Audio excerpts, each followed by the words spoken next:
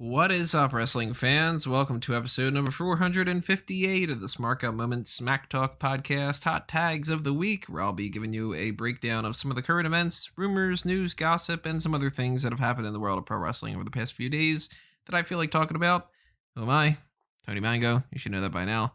If you don't, hey, maybe you're brand new. If you are, hit that subscribe button on the YouTube channel. Ring that little notification bell while you're at it, and hopefully you like the video as well. That'll help out quite a bit. Even if you're not brand new, you should do the same thing just in case. I'm going to fly solo on this edition. This is going to be a rather short one.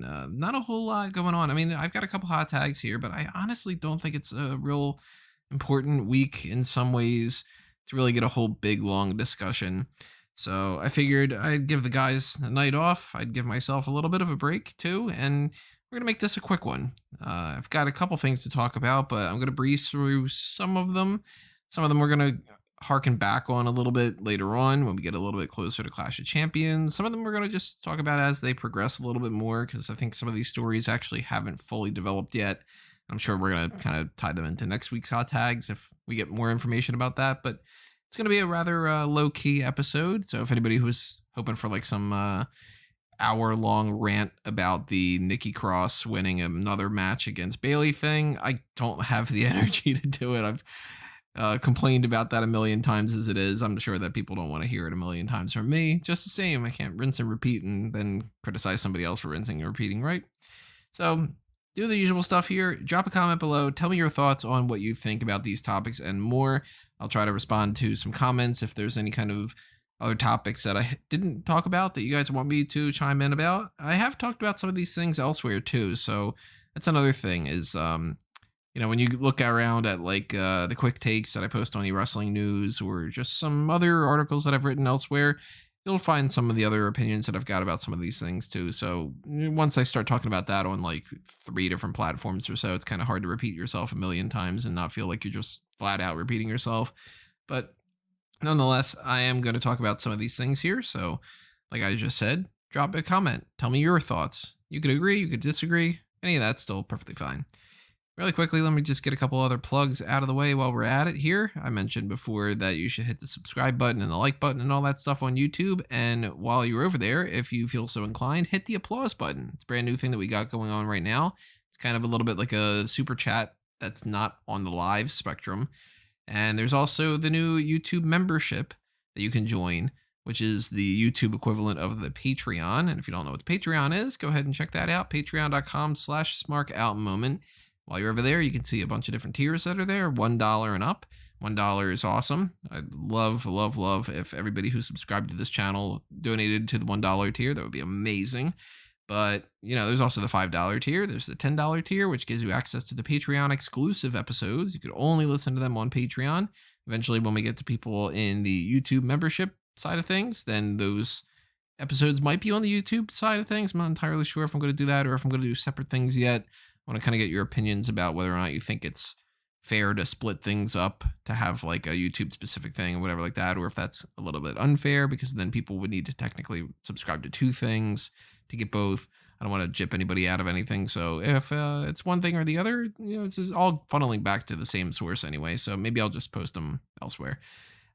But they would be Patreon and YouTube exclusive at the very least. So tell me your thoughts about that too. I want to get your opinions about that, but there's also the Pick Your Poison tier, and with that, you can request whatever special feature that you would like us to do as part of this whole segment list that we've got going on here. If there's a topic you really want us to talk about, maybe you want us to watch something and review it, maybe you want us to do one of those old gimmicks that we haven't done in a while, or you want us to do another Superstar Scores or something like that. I don't know why I said that weird. Superstar Scores is how you pronounce that word.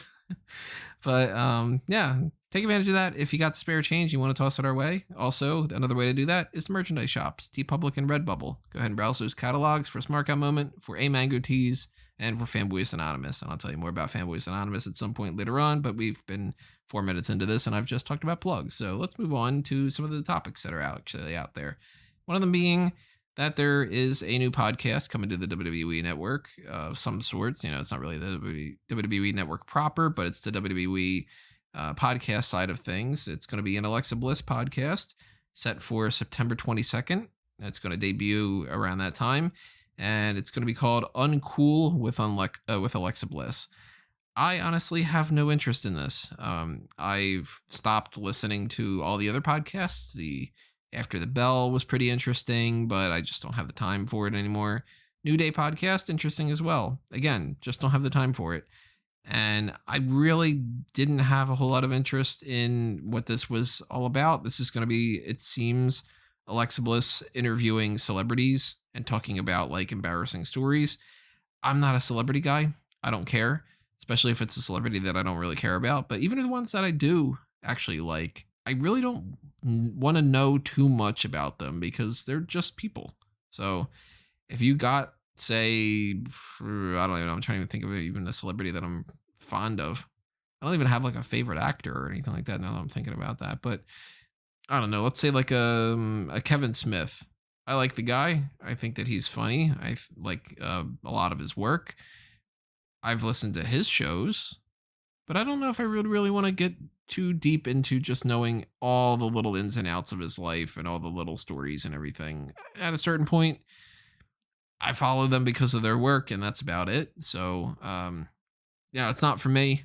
I'm sure for a lot of people, they would be very interested, but once you start getting into this is a rock star from some band that I don't care about, and tell me your funniest story from high school that's embarrassing. Well, if I don't care about the celebrity, why do I care about their story? And I'm sure that a lot of people have that same kind of opinion, and a lot of people will probably check out the podcast if they like the specific celebrity that's on that episode. I can't imagine myself checking out a single one of them. If you do, check it out though. Let me know what you think.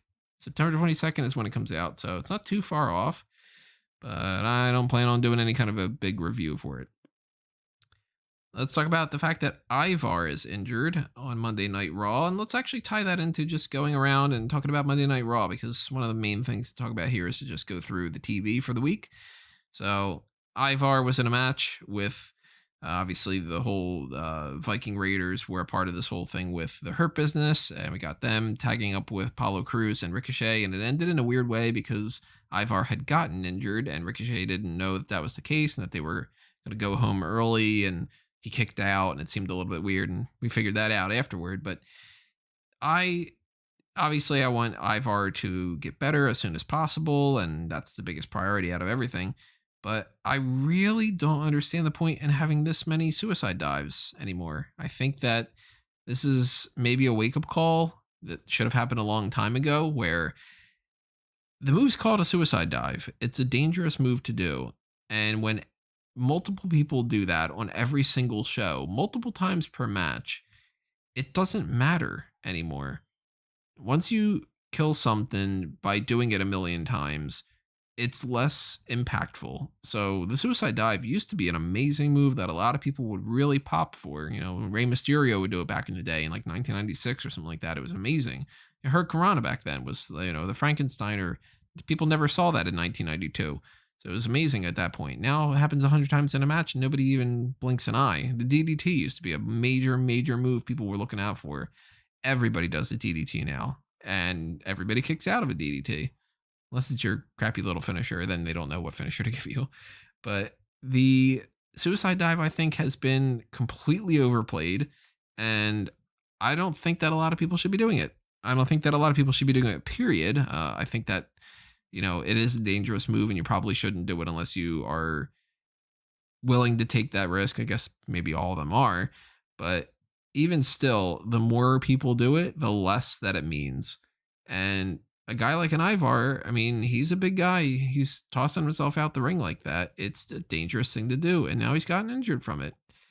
We don't know how bad the injury is. Maybe that's going to be something that really hinders his career. And was it worth it for all those suicide dives? I honestly don't think so. I think it's more impressive when he does his cartwheels. I think it's more impressive when somebody is just agile in the ring normally. I don't think that the suicide dive matters anymore. So I'd rather see Ivar not do it anymore. I'd rather Big E stop doing it. I'd rather almost there be like a, not a full-on ban, but maybe something along the lines of maybe only one suicide dive per episode. Maybe even not even that.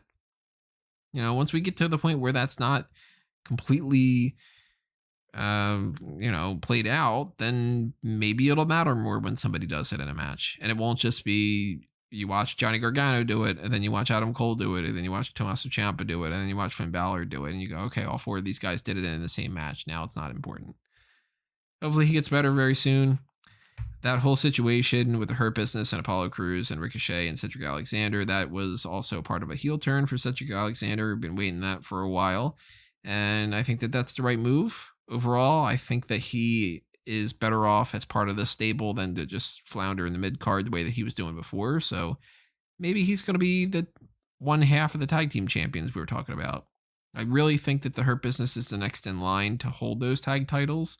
And if they can beat the Street Profits either at Clash of Champions or maybe Hell in a Cell, maybe on Raw in the meantime, I do kind of anticipate that they're going to be the tag team champions by the time Survivor Series comes along. And if Bobby Lashley is still the United States champion or is still in that title hunt at the very least, then, we could have gotten away with MVP and Shelton Benjamin, but maybe we go with Shelton Benjamin and Cedric Alexander. I'd be cool with that. Now, Ricochet and Mustafa Ali and Apollo Crews, and I guess not necessarily the Viking Raiders because Ivar is injured, so maybe Eric is going to be a little bit more part of the Raw Underground side of things on a solo fashion. But, Apollo and Ricochet and Mustafa, they can be feuding with Cedric and Shelton and MVP in the meantime. I think that can work. What are some other things that happened on Raw? We had the opening promo with Randy Orton. Whole series of things with McIntyre attacking Randy Orton. That was all right. Not the most important thing in the world. Not the weirdest thing either. Retribution stepping in there. They're being just not all that impressive. I'm not all that into the whole idea that they are sticking to Monday Night Raw and kind of being good little boys and girls when they're supposed to be causing chaos. And they interrupted this weird thing where the Riot Squad had beaten Shayna Baszler, then they were fighting Nia Jax, and it went to a no contest because Retribution turned the lights off. Oh, it's like when your parents are upset and they want to flick the lights back and forth or something. It's really not the most edgy thing in the world. Randy Orton beat Keith Lee by DQ. That was a Drew McIntyre side of things. Dominic Mysterio beat Murphy by submission, and everybody kind of wailed on him with kendo sticks. Something. Not really too much to get into there. It's a thing. The feud's still going on. Whatever. Dabba-Kato took out Aleister Black and Kevin Owens in a Raw Underground thing, so they're still pushing Dabba-Kato. I like that. Not entirely sure where they're going to go with this Aleister Black and Kevin Owens thing, especially because Clash of Champions is supposed to be all the titles on the line, and these two don't have a title. But maybe we just get some stuff happening on Raw, and since we haven't seen a full-on match between those two yet, it could be kind of fun. Dragging it out a little bit more, though. I'm not a big fan of that when they do that, but hey, then we're not talking about SmackDown here either. Asuka, Mickie James beat Natalya and Lana by pinfall. We still don't have a full-blown guarantee on anything that's going to happen between Asuka and whoever might be the next challengers for the Raw Women's Championship, but I do still think it's going to be both Mickie and Natalya, because Mickie James is going to get a match next week, and I don't expect her to win, obviously. I think Natalya and Lana are going to interfere, and Lana and Natalya are going to get somehow involved in that. I kind of don't expect it to be a fatal four-way, so you push Lana out on the side, you put Natty, Mickie, and Asuka together, triple threat match. Asuka wins, that kind of thing. Again, we'll get more into that when it comes to Clash of Champions. Street Profits had beaten Andrade and Angel Garza. Have you seen that match before? Yeah, I don't think so, right? It's only happened about 900 times this year.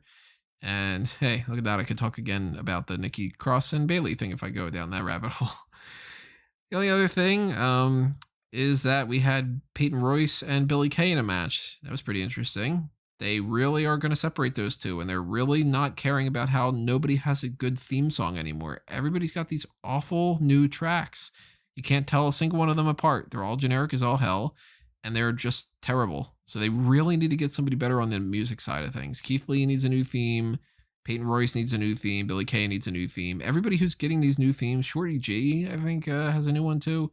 I honestly can't even remember who has a new theme because they're so bland and generic that they just kind of dissipate into nothingness. So not a big fan of that. Very quickly, I mentioned before I was going to plug Fanboys Anonymous.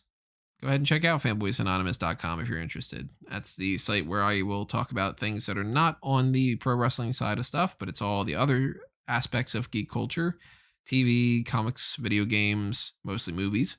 So if you're interested in that, then check that out. Show some love to that brand, and hopefully I could do more on that. I always want to do more. Let's move on to another story here. Let's talk about the releases that WWE had this week. They released Gerald Brisco, IRS, otherwise known as Mike Rotunda, otherwise known as Bray Wyatt and Bo Dallas's dad, and Sarah Stock. Sarah Stock and the others were a part of the furlough group from earlier this year in, April 15th, I think it was. And now they've officially released them. And they're not the only ones, too. A lot of people on the employee side of things that aren't on the talent spectrum, not that they're not talented, but you know what I mean, they're not the superstars themselves, they have been fired as well. It's an odd set of circumstances where WWE keeps reporting that they make all these record profits, yet they keep saying that they have to fire people. Not a fan of that. I think that that's really shady, bad, kind of like evil corporation business type stuff. I don't understand how businesses work 100%. I know businesses are businesses. They're all about money.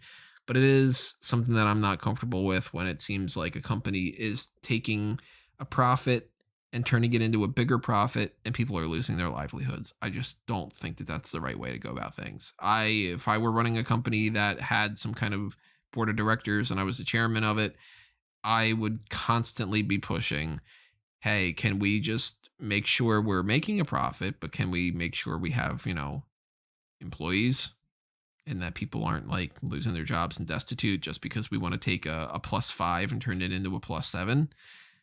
I don't think that that's the most important thing in the world. But then again, when you're a cutthroat business type people, you succeed the most and then you have lots and lots and lots of money and then you die super rich. I'm not a big fan of that. I would love to have all the money and be able to spread it around instead. Maybe I'm just a nice person. I don't know. Maybe I'm just dumb. As far as those people, though, Sarah Stock was a trainer. I don't think she's really probably looking to get back into the ring anytime soon. And if that is the case, I would assume she would pop up somewhere like an Impact or so. And, power to her if that's the case, if that's what she does want to do. But I don't really know why they released her. I mean, they released Serena Deeb. Sarah Mata's still on the payroll. And they are going to need trainers. So eventually you can't just release everybody. At some point, you need people to do the jobs that are out there that need to be done. You can't just tell 3 people to do the job of 1,000 people. Believe me, I've tried. So I don't know why they decided that Sarah Stock wasn't necessary. Maybe she wasn't doing as much of the training and she was just on the producer side and we don't necessarily know that. Of course, when it comes to the producing side of things, there's really nothing to produce as much anymore because the live events aren't there. And that's kind of one of the main things that people are talking about now, which is once the live events go, where do these people have any kind of place in the company? Same goes for IRS. Mike Rotunda has been there for God knows how long. He's been there forever, it seems. And, if he's doing live events and there's no live events, then there's no job. So I understand that. Gerald Brisco was a talent scout. And he had been there, of course, for a million years as well. I honestly think that maybe this is the best thing for Gerald Brisco. I can't speak for him, obviously, and the people that know him better than I do. Of course, I only met the guy once.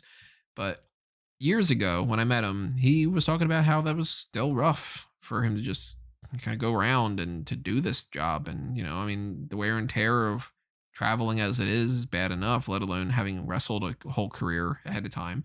So I don't know. I think that he's got his other interests and he is somebody who should just sort of sit back, relax, and enjoy retirement a little bit. So I don't think it's the worst thing in the world. I do think, obviously, if they wanted to keep their jobs, then that's unfortunate. But I don't think it's the same as if WWE cut another third of their roster or something. So hopefully they all bounce back at the very least. Let's talk about NXT. Finn Balor won the NXT Championship in the opening match of the night against Adam Cole. They're very much playing this whole Balor and Cole babyface turn kind of thing very, very hesitantly. They don't want these two to be faces, but they want them to be.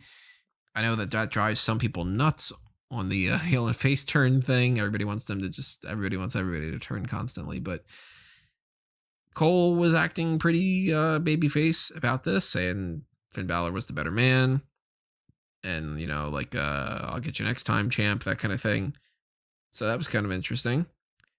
Robert Stone seems like he's no longer going to be a part of, or Robert Stone's going to be a part of that. Robert Stone is going to be a part of the Robert Stone brand because it's, his brand. But he was having a whole thing going on where Shotzi Blackheart's tank was there. He was going to attack that and beat it with a baseball bat. And Shotzi caught him. Aaliyah went on the attack. They spilled into an Io Shirai photo shoot, and then Io Shirai and Blackheart took out Aaliyah and Stone. That led to a little tease that Shotzi is going to fight Io Shirai next week in a non-title match. So maybe she wins. Maybe she gets a title shot down the line or so. Later on, though, Mercedes Martinez lost the steel cage match to Rhea Ripley, and it seems like Martinez is not going to be a part of the Robert Stone brand anymore. So this is the second person that's been a part of this that after a few weeks, they've decided they don't want her a part of the stable anymore. Same thing happened with Chelsea Green. Not really sure why that's the case. Some people are saying that maybe Mercedes Martinez is going to be a part of the Retribution stable. Of course, a lot of people think that it's Mia Yim. Some people think that it's Chelsea Green. Some people think that it's Vanessa Bourne. Who knows? I don't even think WWE knows. But if they do go that route, then that'll be kind of interesting to just bump Martinez up to the main roster already. She's ready for it. So I'm not opposed to it, but I would have thought that she would have been potentially the next new champion after Io Shirai. Maybe that's just going to be Candice LeRae, though.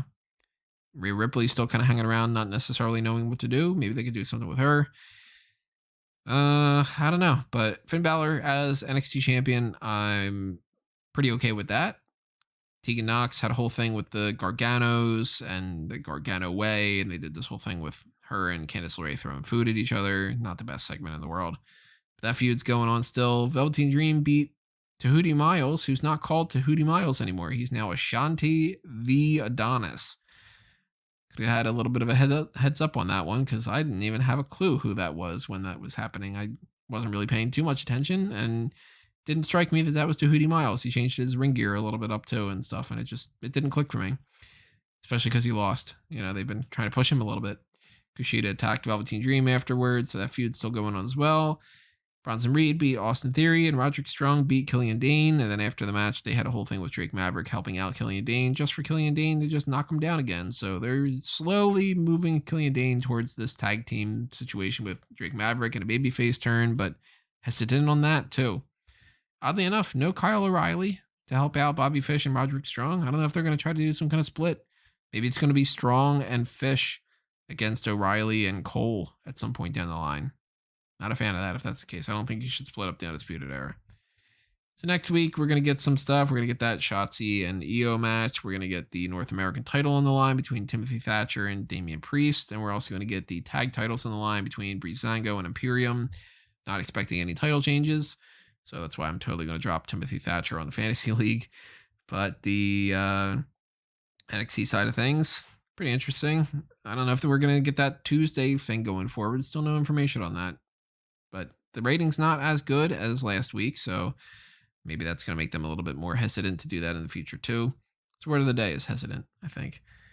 Maybe I'm going to be tossing out some of the other things that I say a lot. Boils down to whatever. I don't know. I'm losing track of even the things that I've been saying. Things like that is another one. Let's go to another topic here. Let's talk about... let's go over to the AEW side of things before we round things out with SmackDown. Let's talk about Dynamite and nothing really on Dark. Obviously, nothing on 205 Live worth talking about. Nothing on Main Event. Who watches Main Event? Nobody does. So let's talk about AEW. They had a tease that MJF and Chris Jericho are going to be having some kind of a feud going forward. That's pretty interesting. I'd like to see that play out. Jurassic Express beat Lucha Bros. Did you know that they're Mexicans and Cero Miedo meet us in the ring? You tell me that 1,000 times. Eddie Kingston had a whole thing going on about how Lucha Bros and Butcher and the Blade are having arguments. And this stable forms and immediately they hate each other. Kind of wonder why they actually formed a stable then. They teased a little bit more of the whole Jake Roberts and Lance Archer and John Moxley stuff going forward. That's going to be a feud. Obviously, it's going to track until I think it's October 14th is when their match is going to happen. Not at Full Gear, so that's kind of interesting that they're not going to have that match necessarily at Full Gear. They're going to build somebody else up in the meantime.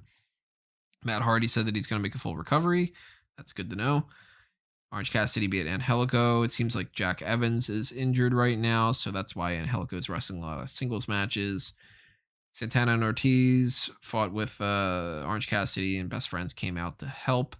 Next week, they're going to try to make Trent's mom proud. Trent's mom brought them cookies. Isn't she nice? Sue is getting her van beaten up, and she's still making cookies for everybody. Young Bucks super kicked Alex Marvez. I don't know why they're necessarily going in that direction. It's kind of interesting, though, especially when somebody just super kicks one of the broadcast team. Sure, why not? I'm sure that they reach those moments every once in a while where they want to do that. Anyway, there's a couple other things we could talk about. I mean, Nyla Rose beat Tainara Conchi, and Ricky Starks made fun of Darby Allin, whatever. But the real thing to talk about from this episode isn't MJF firing his cabinet or Vicky Guerrero cutting a promo, or even Jericho and Jake Hager saying that they're going to fight for the tag titles after beating Sonny Kiss and Joey Janela. The real thing is that Rusev is now a part of the whole All Elite family. He has joined as Miro, his real name. He's the one that was announced as Kip Sabian's best man. Thought it was kind of funny that they're doing a little bit of play on that. That's his ring name now, is essentially the best man, Miro. So I guess they're going to play into the idea like he's the best man, like the EST of WWE, like what Bianca Belair does. So he might be the best man as far as like the most handsome and the best man in the ring and the best man to cut a promo and whatever like that. So I'm not opposed to it. He cut a promo basically saying WWE can shove the brass ring up their ass and, there's a glass ceiling and they never really give him a chance to go that far. Now's the time to prove it. I want to see what that ends up leading to. If he starts having some amazing matches with Cody and with Kenny Omega and with Jericho and having feuds with people that are interesting beyond what we would have gotten in WWE, cool. If it ends up being that he's just another guy on the roster, then it kind of proves that maybe he didn't necessarily have that top star kind of talent. But we're not going to know until we know. And at least he's got a chance to do something different here. So I'm totally in for that. Downside on the look side of things, I don't know why he spent like $2,400 on an outfit that looks like it's just a crappy little t-shirt he got at some kind of a vintage store and some pajama pants. I don't quite understand people spending that much money on clothes that look normal, but hey, then again, we talked about this earlier, me wanting to spread money around and not be a complete waste when it comes to that stuff. A little bit different, I know. TNT title is still on Brody Lee. Didn't think that was going to go any different, so I'm not surprised about that. What other topics do we got going on here? Did I do all my plugs? I think that I did. If I didn't, you should know the plugs by now, right? Probably listened to this for a while. So follow me on Facebook and Twitter. Follow Smark Out Moment at Smark Out Moment on those kind of things. And let's move along here to the final thing to talk about for this episode.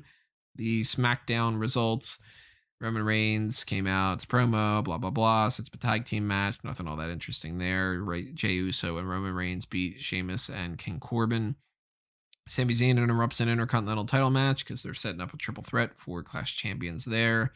We got Lucha House Party beat Cesaro and Shinsuke Nakamura by pinfall with a little bit of a distraction from the Street Profits. So they're going to keep that going for the whole Street Profits against Nakamura and Cesaro match for next week for Raw. Bayley cut a promo. I honestly didn't pay much attention to it because I just don't care anymore.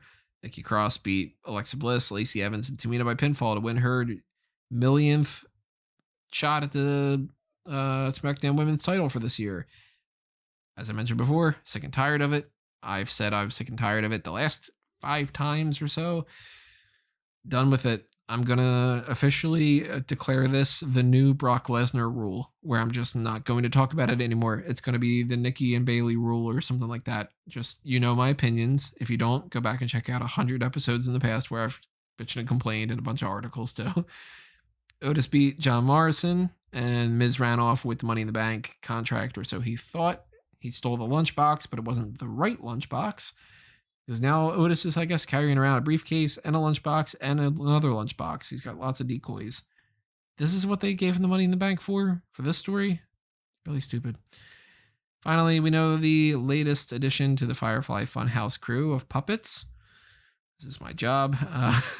where Pasquale the Persevering Parrot had died because they didn't poke holes in the box that he was in.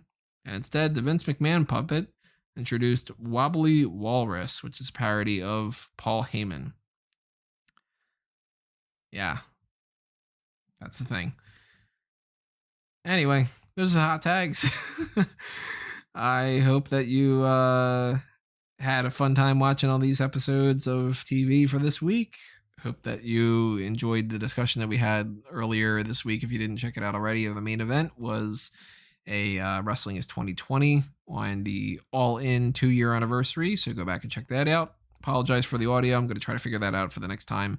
I'm not using my normal setup, and I think that I had a messed up set of settings on here, so I might have fixed it, might not have. Hopefully by the next time around that we're doing the next week's main event, I'll have figured that out already.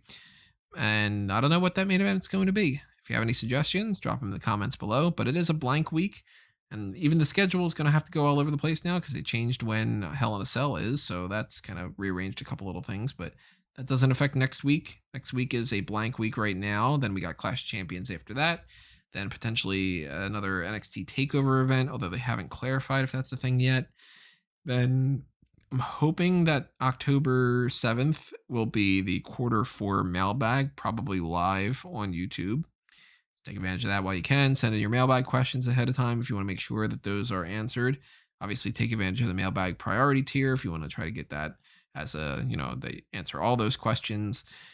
And then I'm hoping that we do the tier list for the roster for AEW, and then Hell in a Cell predictions, and then I don't know what.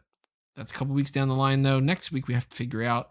So again, drop your comments. Tell us your thoughts on what you would like us to do. I'll take that all into consideration, and maybe we'll do it next week.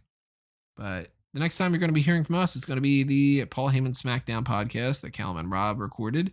That is going to be popping up a little bit later on today. And then we'll carry on with the rest of the stuff the way that we normally do. So if you are following us on Facebook and Twitter, you're following me at Tony Mango, spelled out as toe, knee, and mango. Then, all the things that are happening on smarkoutmoment.com and elsewhere, you will find all through those different channels. Anyway, I will see you when I see you, whether you click on an old episode or you click on the next one that's coming your way. But I hope you enjoy that too. Hope you enjoyed this edition. Adios, everybody. But for now, this has been another Smark Out moment, and I'm being counted out.